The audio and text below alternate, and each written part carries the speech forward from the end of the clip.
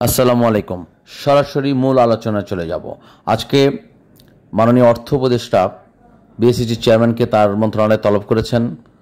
মাননীয় অর্থ উপদেষ্টাকে মাননীয় প্রধান উপদেষ্টা তিনি নির্দেশনা দিয়েছেন এবং তার যে 5টি কর্মপদ্ধতি যে পদক্ষেপ মাননীয় প্রধান উপদেষ্টা যে নির্দেশনা দিয়েছেন সেটা যত দ্রুত সম্ভব বাস্তবায়ন সম্ভব হয়, কিভাবে বিনিয়োগকারীদের যে এই যে দিনের পর দিন বিনিয়োগ বাজারকে যারা অস্থিতিশীল করছে, একটি প্রপাগণ্ডা দিয়ে বাজারে বিনিয়োগকারীদের মধ্যে অস্থিরতা প্রবণতা বৃদ্ধি করে বাজারে পতন ধারাবাহিকভাবে করানো হচ্ছে, কিভাবে সেটা যত দ্রুত সম্ভব ত্বরান্বিত করা যায়, মিটিংয়ের বাইরে গিয়ে বাস্তবে এর কী রূপরেখা দেওয়া যায় সেটা নিয়ে আলোচনা করব।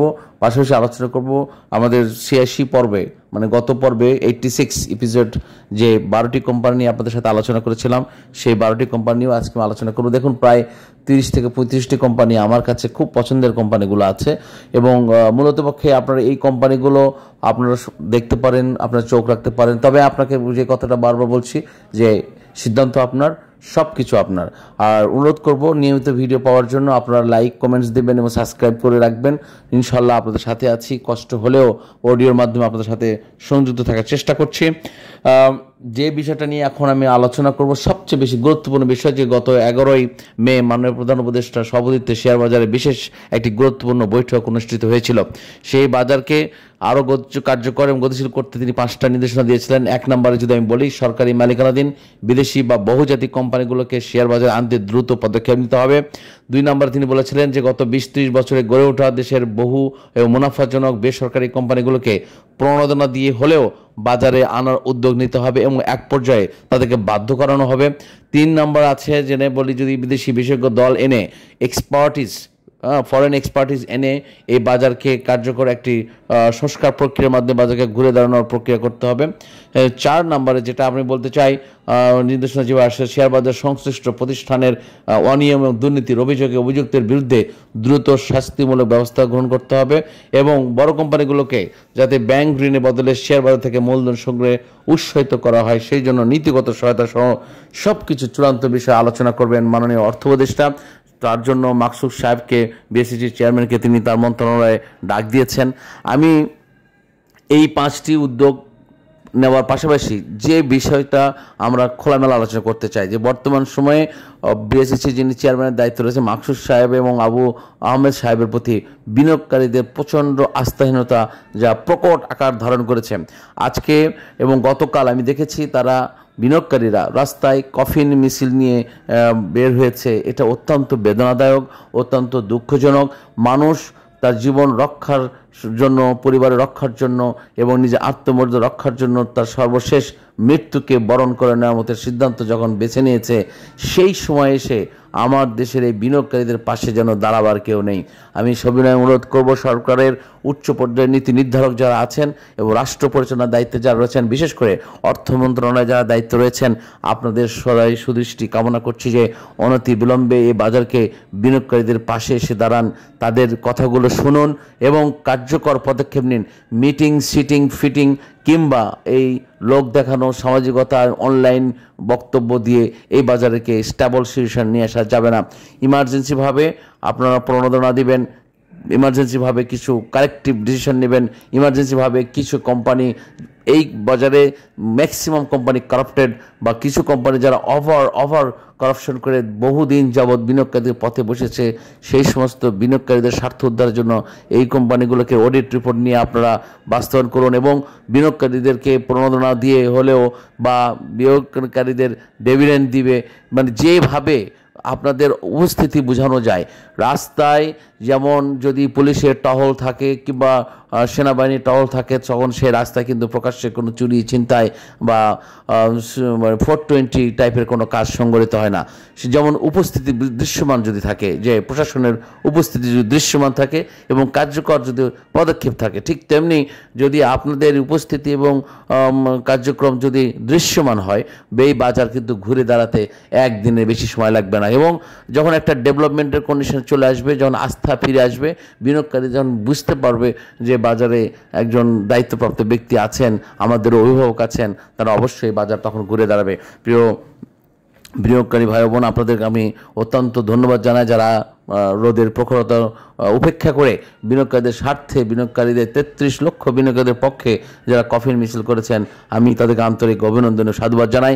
এবং আজকে আমার এই ভিডিও যারা দেখছেন আমি তাদের প্রতি অনুরোধ করব যে আপনাদের কাছে আমার এই অনুরোধ যে এটা আপনারা একটু সবাইকে শেয়ার করে দিন, সবাইকে প্রতিবাদ মুখর হয়ে উঠুন।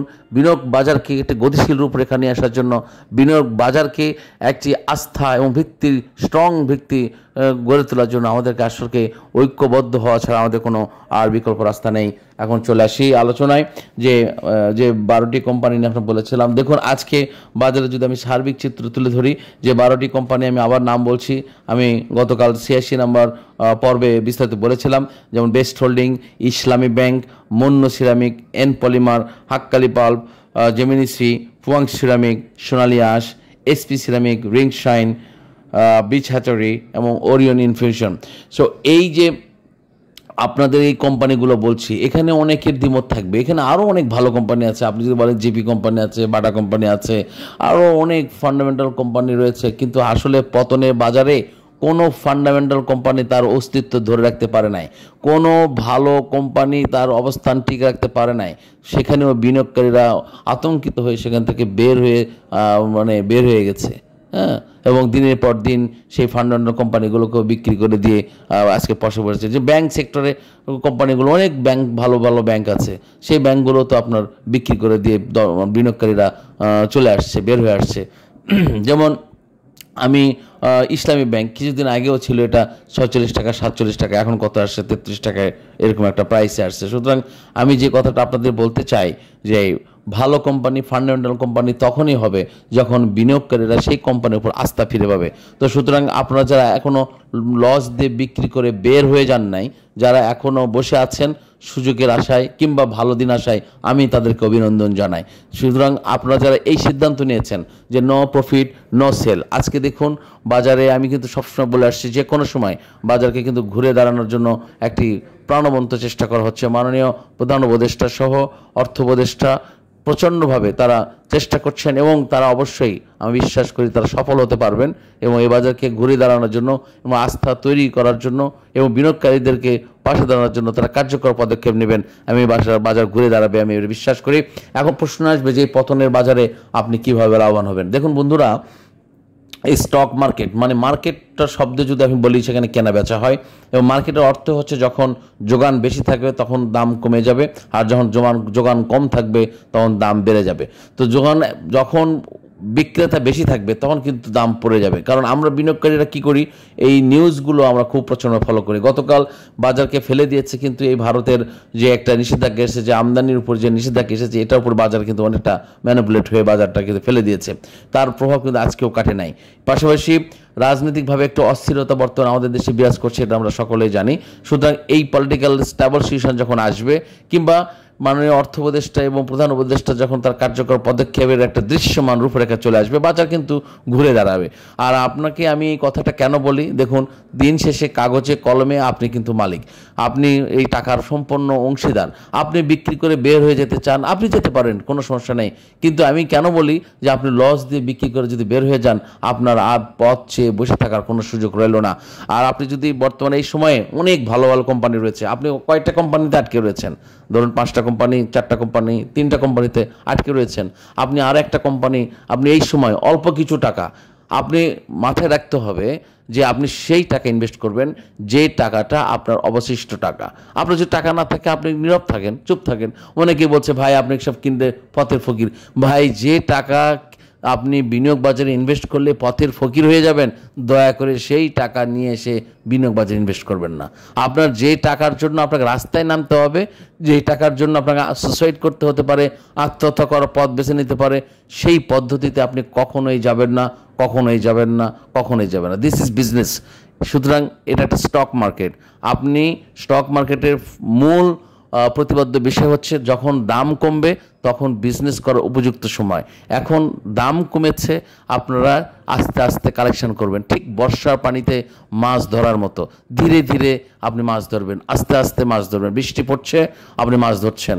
সুতরাং এখন দাম পড়ছে, এখন তো একটা মৌসুম ভাই। Those are new investor or those are beginner, তাদের জন্য এখন বিনিয়োগ বাজারটা একটা মৌসুম। আপনি সবসময় মাথায় রাখবেন যে বড় উত্থানের আগে বড় পতন হয়, বড় পতন হওয়ার পরে বড় উত্থান হয়। কথাটি আমি আবার বলছি, বড় উত্থান হওয়ার আগে এই বাজারের বড় পতন হয়, বড় পতন হওয়ার পরে বাজারে উত্থান হয়। তো সুতরাং যারা রিয়েল ইনভেস্টর এই বড় পতনের সময় তারা কিন্তু কিনে নেয়, আপনি আমি তখন বিক্রি করে বের হয়ে যাই, আমরা মনে করি হায় হায় এখান থেকে বের হয়ে যাই, আর ওরা তখন এই সুযোগটা কাজে লাগায়।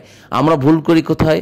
আমরা লোভ করি বেশি, আমরা মনে করি যে আজকে কিনবো কাল থেকে দাম বেড়ে যাবে, সুতরাং একবারে বেশি করে কিনে আটকে যাই।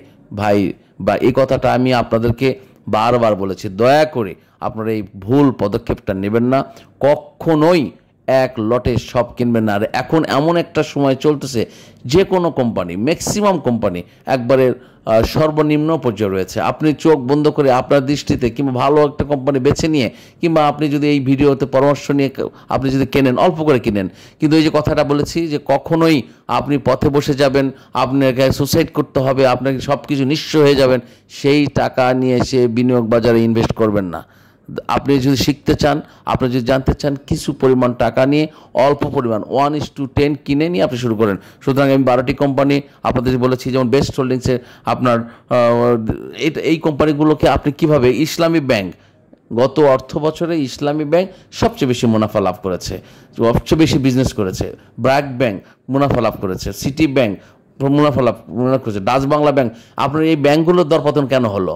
বিকজ আমরা আস্থা রাখতে পারছি না, আমরা ভয় পাচ্ছি। যখন বিনিয়োগকারী, মানে এই বাজারের মূল সৌন্দর্য চাবিকাঠি হচ্ছে আমরা যারা বিনিয়োগকারী। সুতরাং বিনিয়োগকারী যখন ভয় পেয়ে বের হয়ে যায়, আপনাকে ঠেকাবে কে? আপনাকে রাখবে কে?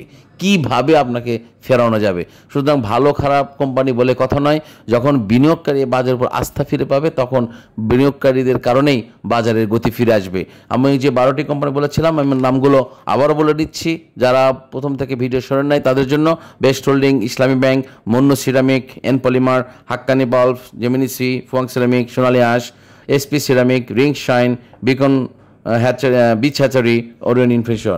সো এই যে 12টি কোম্পানি চোখ রাখবেন। আমি আজকে বলেছি, দ্যাট মিনস, যেমন গতকাল বলেছি, আপনারা যদি লোয়েস্ট প্রাইসে, হ্যাঁ, ক্রিয়েট করার সময় অবশ্যই কেনার সময় মাথায় রাখবেন, যখন মানে নেগেটিভের দিকে যাবে, লোয়েস্ট প্রাইসে আপনি কেনার চেষ্টা করবেন।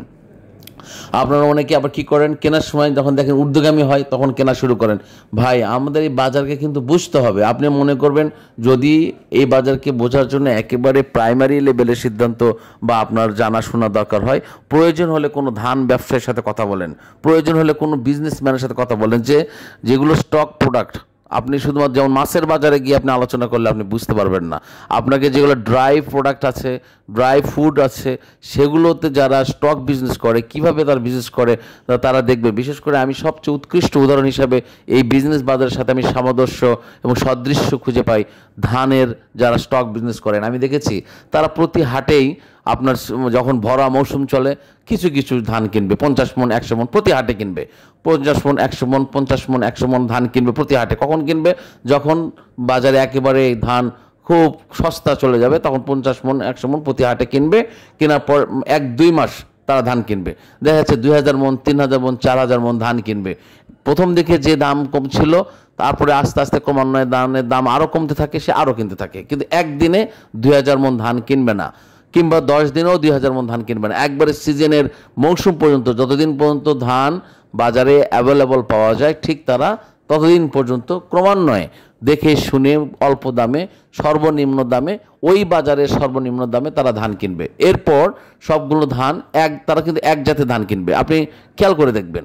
সো আমি সকল বিনিয়োগকারীদের আমি অনুরোধ করব, এই কথাগুলো খুব গভীর মনোযোগ দিয়ে শুনবেন।